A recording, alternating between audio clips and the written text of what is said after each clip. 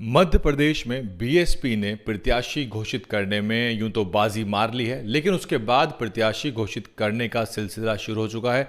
Bharatiya Janata party भी अपने प्रत्याशियों की सूची जारी कर चुकी है। वहीं समाजवादी पार्टी ने भी अपने 4-5 प्रत्याशियों की सूची जारी की है। आपको बता दें कि समाजवादी पार्टी भी एक विधायक पिछली बार जिताने में कामयाब रही थी, जबकि बहुजन समाज पार्टी को भिंड और पथरिया विधानसभा से कामयाबी मिली थी। इस रिपोर्ट में हम आपको बताने वाले हैं कि बीएसपी ने कौन सी विधानसभा से किस किस को अब तक प्रत्याशी बनाया है। खबर के मुताबिक अब तक कुल मिलाकर 7 सीटों पर बसपा अपने प्रत्याशी उतार चुकी है और बसपा मध्य प्रदेश में लगातार सक्रिय है। वो कौन कौन प्रत्याशी हैं मैं आपको बताता हूं, और ये बताता हूं आपको साथ में कि गठबंधन को लेकर जो कल बहन मायावती का बयान आया है उसका मध्य प्रदेश राजस्थान से क्या संबंध है और कांग्रेस उसमें क्या भूमिका निभा सकती है। हालांकि बहन मायावती ने कई बार साफ कर दिया है कि वो किसी भी गठबंधन में शामिल नहीं होंगी, लेकिन राजनीति में कुछ भी निश्चित नहीं होता और बहुत कुछ जो हो रहा होता है वो राजनीति के तहत ही हो रहा होता है। मैं आपको बता दूं, बसपा के जो 7 उम्मीदवार हैं उनके नाम हैं मुरैना जिले की दिमनी विधानसभा से बलबीर सिंह दंडौतिया, ये एक कद्दावर नेता रहे हैं और पहले भी चुनाव लड़ चुके हैं। और निवाड़ी से अवधेश प्रताप सिंह राठौर को प्रत्याशी बनाया गया, जबकि छतरपुर जिले की राजनगर सीट से राम राजा पाठक बीएसपी के प्रत्याशी होंगे। इसके अलावा सतना जिले की रायगांव विधानसभा से देवराज अहिरवार को प्रत्याशी बनाया है। सतना की रामपुर बघेलन विधानसभा से मनीराज सिंह पटेल को उम्मीदवार बनाया गया है। रीवा जिले के सिरमौर से विष्णुदेव पांडे बसपा के उम्मीदवार बनाए गए हैं और वहीं रीवा के सेमरिया से पंकज सिंह को बसपा ने टिकट दिया है। इसमें विष्णुदेव पांडे एक पुलिस के आला अधिकारी हैं, रिटायर्ड हैं, वो चुनाव मैदान में उतरे हुए हैं। तो ये बसपा की सूची है। भाजपा ने भी अपने प्रत्याशी उतार दिए हैं। वहीं आम आदमी पार्टी ने भी घोषणा कर दी है कि वो सभी 203 विधानसभाओं पर प्रत्याशी उतारेगी। कुल मिलाकर मध्य प्रदेश का चुनाव है वो खासा रोचक होने वाला है, क्योंकि इसमें कई जगहों पे तिकोनीय तो कहीं कहीं पे चौकोनीय मुकाबला होगा। आम आदमी पार्टी को भी हल्का आंका नहीं जा सकता, क्योंकि गुजरात में वो 5 ही सीट जीत पाए, लेकिन 13% का उनको वोट मिला। उन्होंने कांग्रेस का सारा खेल बिगाड़ दिया। वो अलग बात है कि आम आदमी पार्टी को कोई भी भाजपा की बी टीम नहीं कहता, लेकिन भाजपा को अगर गुजरात में किसी ने पूर्ण बहुमत दिलाया है पिछले विधानसभा चुनाव में तो वो आम आदमी पार्टी है। उन्होंने 13% का वोट लिया और पिछली बार कांग्रेस जो एक कांटे की टक्कर दे रही थी भाजपा को और वोटों का बहुत मामूली अंतर था, इस बार कांग्रेस को पूरी तरह से पटकनी दे दी और भाजपा को सीधे तौर पे इसका फायदा पहुंचा।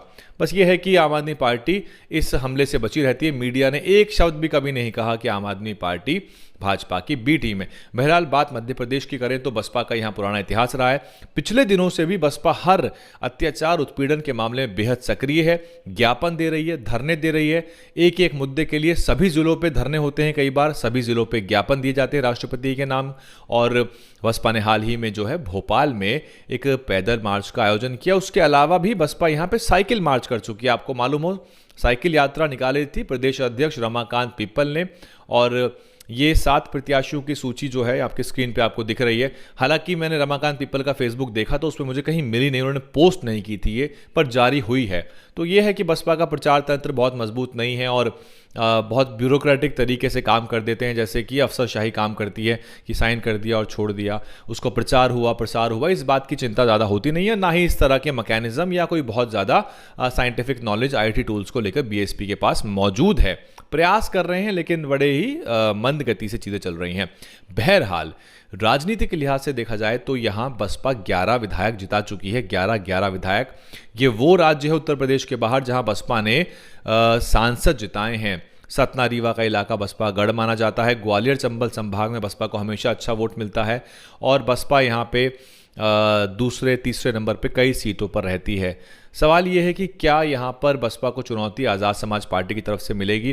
तो अगर पुराना आंकड़ा देखें तो जब उन्होंने उपचुनाव लड़ा था 27 सीटों का, जब ज्योतिरादित्य सिंधिया ने पूरा का पूरा खेल बिगाड़ा था कांग्रेस पार्टी का, तब उपचुनाव में आज़ाद समाज पार्टी भी कूदी थी और वहाँ उनको 100, 150, 200 इस तरह के वोट मिले थे। तो बुरी हालत उनकी रही थी। सीधे तौर पे राजनीतिक रूप से देखा जाए तो इलेक्टोरल इलेक्टोरल पॉलिटिक्स में एएसपी यानी कि आज़ाद समाज पार्टी अभी बहुत सारे वोटरों को विकल्प के तौर पे नहीं नजर आ रही है। हाँ, भीड़ उनको पूरी मिल रही है, मीडिया का उनके ऊपर, चंद्रशेखर और आज़ाद समाज पार्टी के ऊपर पूरा ध्यान है, पूरा फोकस है, उनको बहुत तवज्जो दी जाती है, मीडिया उनको बहुत ज़्यादा कवर करती है। आकाश आनंद ने जो बयान दिया था भोपाल में, उसको लेके भी लगातार चंद्रशेखर आज़ाद ने हमले बोले हैं। तो ये बात बहुत साफ है कि अब चंद्रशेखर आज़ाद बीएसपी से सीधे टकराव के मूड में हैं, वो सीधे हमले बोलते नजर आ रहे हैं और वो अपने आप को कांशीराम साहब की जो है सीधी विरासत बता रहे हैं कि वो विरासत बचा रहे हैं और बीएसपी को वो काफ़ी ज़्यादा हमला बोल रहे हैं। यहाँ तक कि उन्होंने वोट बेचने की बात भी राजस्थान के मंच से कही और आकाश आनंद को पॉलिटिकल टूरिज्म का उनके ऊपर एक तरह से आरोप लगाया। 7 प्रत्याशी बसपा के हैं, बहुत जल्द और भी आपके सामने सूचियां आ जाएंगी।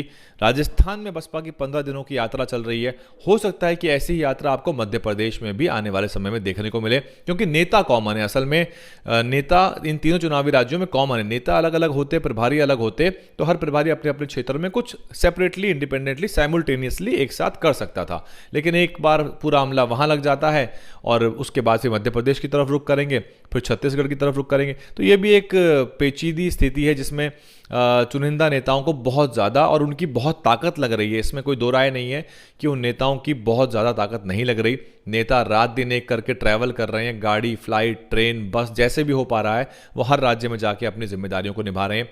अशोक सिद्धार्थ भी कई राज्यों के प्रभारी हैं, रामजी गौतम साहब भी कई अहम चुनावी राज्यों के प्रभारी हैं। दोनों ही मिलकर चुनावी प्रबंधन को इन राज्यों में देख रहे हैं। बात रही गठबंधन की, तो बहन मायावती ने यूँ तो साफ किया है। इसका मध्य प्रदेश का कनेक्शन क्या है, जो मैंने आपको शुरुआत में बताया था, वो ये कि असल में कांग्रेस पार्टी जो कि चाहती है कि अंततः जब गठबंधन की स्थिति निकल के आए तो उस सीट शेयरिंग फॉर्मूले में लोकसभा की सीटें कांग्रेस को भी दी जाए, जयंत, सपा कांग्रेस को भी दें, और वो चाहती है कि बसपा अगर उसमें शामिल हुई तो वहाँ कॉम्प्रोमाइज़ दिखना चाहिए। लेकिन जिन राज्यों में बसपा 5-6% का वोट लेती है, राजस्थान में 6-6 विधायक जिताती है, वहाँ पे कांग्रेस पार्टी कॉम्प्रोमाइज़ नहीं करना चाहती।